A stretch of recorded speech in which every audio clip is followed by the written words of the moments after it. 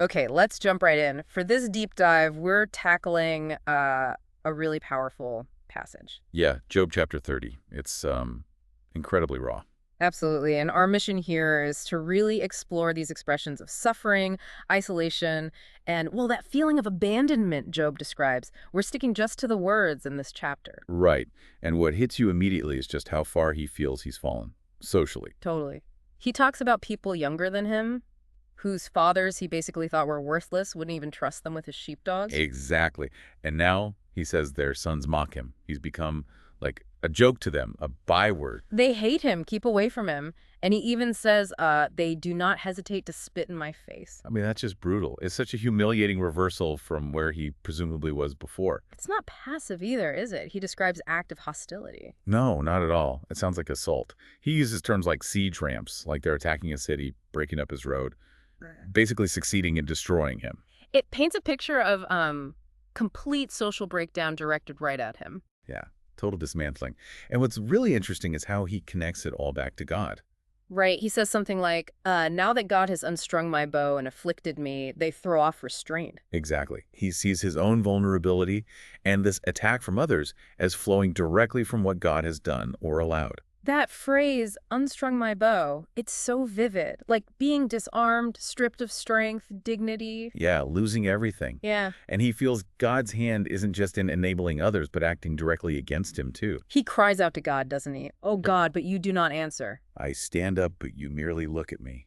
He feels God has turned ruthlessly against him, using his mighty hand. It's like cosmic forces are against him, being driven by the wind, tossed in a storm. He seems convinced God is leading him to death. So it's not just people being cruel, it's this overwhelming sense of divine hostility and isolation. And then there's the physical side of it. The text gets really graphic. Oh, yeah. Agonizing detail. He says his life ebbs away. He's gripped by days of suffering.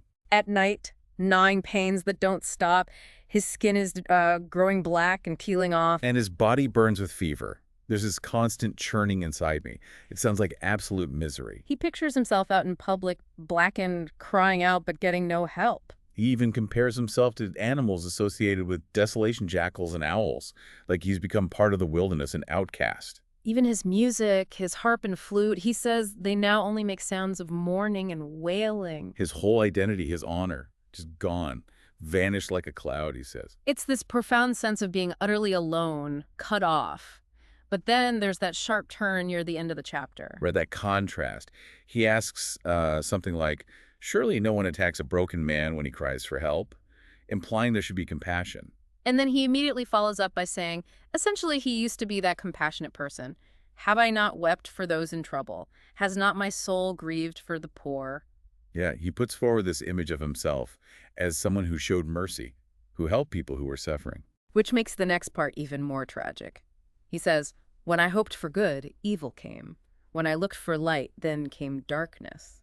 So despite his own past actions, his virtue as he sees it, he's receiving the complete opposite.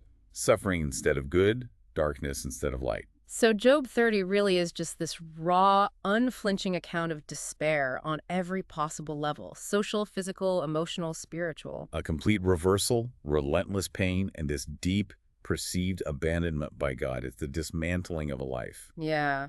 It leaves you thinking, doesn't it? Especially that stark contrast Job draws between his past compassion and his present suffering. What does that suggest, about virtue and affliction? Does doing good guarantee a good life? Job's description here seems to really challenge that simple cause and effect idea, doesn't it? It absolutely does. Definitely something to sit with after this deep dive.